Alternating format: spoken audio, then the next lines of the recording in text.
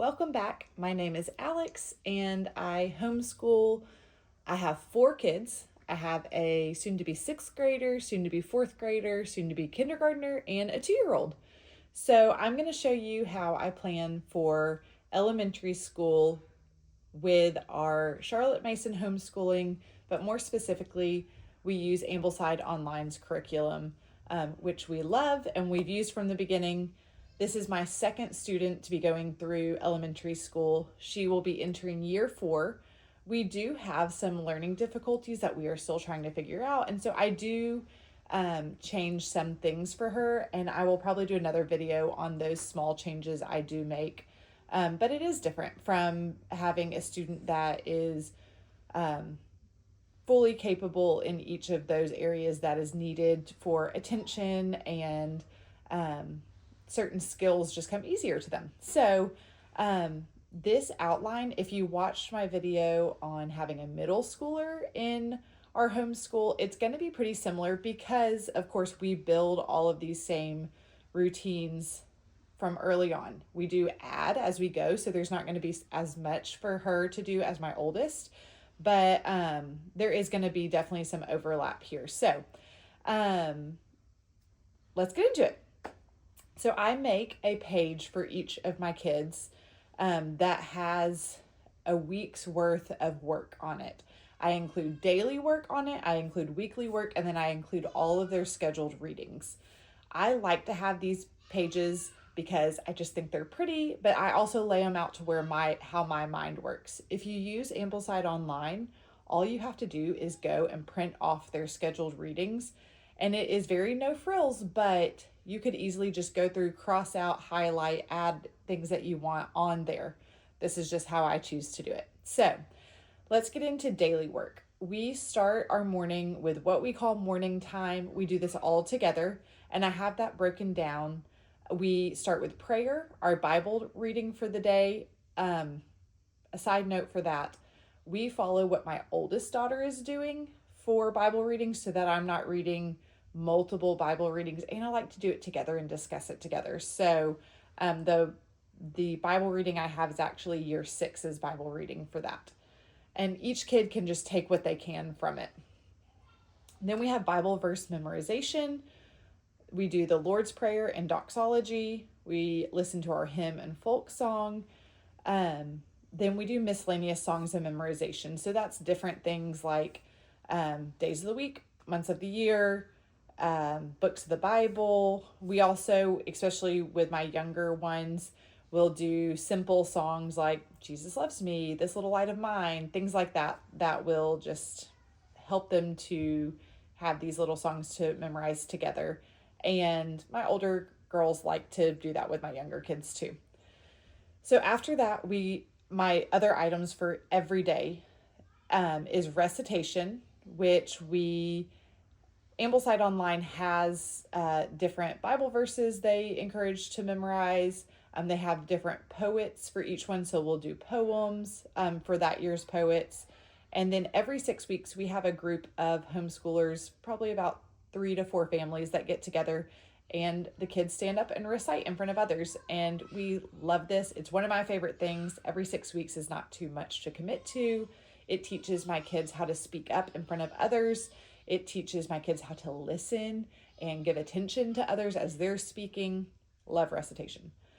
My next item is home care. Those are things like emptying the dishwasher, making your bed, picking up around your room, getting trash cans together on trash day, things like that. Piano. My older 2 girls have taken piano for the past 3 years. And so practicing piano or having piano lessons that day counts as done for the day. A physical activity. This is really a reminder for me that if we are not having great weather, that I still want them to get physical activity. So whether that's encouraging them to go out even though it's hot or rainy, or if it's encouraging them to set up an obstacle course inside or something like that, it's a reminder for me. And that's needed more as my oldest has gotten older. She will opt more times to stay inside or something like that. And so it's just a reminder for me to encourage that. Family free read, we do pick a free read that we're always going through. this coming year, I think we're going to do Narnia. We just started The Magician's Nephew. So that's what that is. Copywork. I've never bought copywork for my younger kids. I do think for my older one, I might be buying a curriculum this year to just improve her cursive. Usually I just print off free worksheets online, or I will write it out on a piece of paper and have them copy it. So I'm not sure what I'm going to do for my year 4 yet. If I'm going to go ahead and buy a curriculum because I'm doing it for her older sister and they can just be doing the same thing. Or if I'm just going to create those. I'm leaning towards just creating it myself and maybe doing the same thing when she gets into middle school. Then we'll get a little more intense curriculum for that. Okay, after copywork, we have math, and we've just done master books, and it's simply just a worksheet a day. So that's what she's been doing, a worksheet a day. Reading practice. So reading practice for her has looked like Frog and Toad, the Millicent Selsum books. We love those. Her favorite one has been Seeds and More Seeds.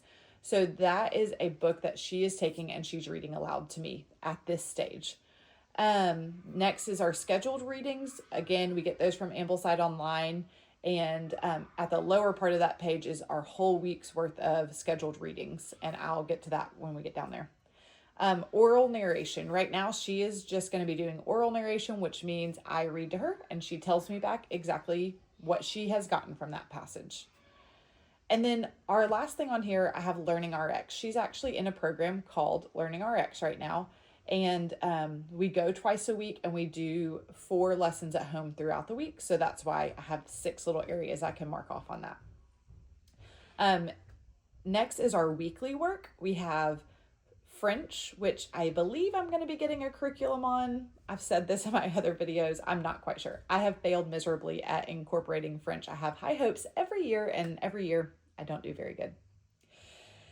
Next is handicraft. I would like to keep that more consistently, so I'm going to hopefully encourage them maybe on Fridays. We only school 4 days a week, so on Fridays maybe grab a handicraft and grab your favorite one, whether it's knitting or brush drawing or diamond dots or a paint by number or something like that. Next is art lessons.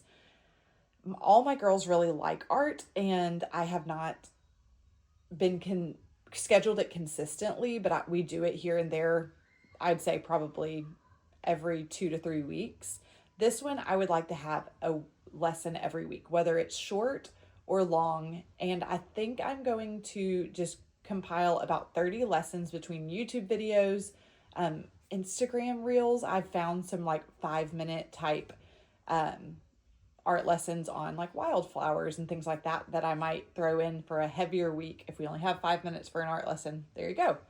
And then I'm gonna also ask my sister, who was an art major in college, and see if there are some areas that we could fill in and be good exercises that all of my girls, again, ages 11, 10, and 5 can all take part in. Then we have nature study. This year for nature study, again, have not been super consistent with this, would love to be. So I think we're going to do just things right around us, because I do have a toddler and that makes it hard to be able to get out and about consistently. And maybe we can do things like this during his nap time. So trees we have in our yards, birds we have in our yards, flowers, at least for our area, but also in our yard, and be able to grow in that area. Then we have composer and artist study. Those are scheduled with Ambleside Online.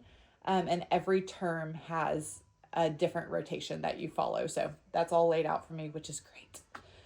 Down below, we have all of our scheduled readings for the week. We take these scheduled readings, and the night before, I schedule for the next day what we're going to be covering, depending on what is in our schedule, whether we have doctor's appointments, whether it's going to be rainy outside, or like our one nice day of the week. I'll go less or more depending on that. But I usually take all of our scheduled readings, kind of divide them by 4, because that's how many days we school, and that's about how many we do. You'll notice that at the bottom, there aren't a ton of readings. That's because I have lessened some of them for my daughter. This daughter in particular struggles with attention, but the good thing is that I believe you can still take out a couple things. She's still getting super rich literature and covering the history and sciences that she needs to learn about, but I'm also not overstepping the area that she's going to be struggling in, which I don't want her to dislike school. I don't want her to dislike these readings. So I try and keep it light for her, and we're working on it. We're working on it, figuring out the best way to help her with attention and those types of things. So I will talk to y'all next time about scheduling out my daughter's kindergarten year, which is actually kind of similar to this one. So see you next time.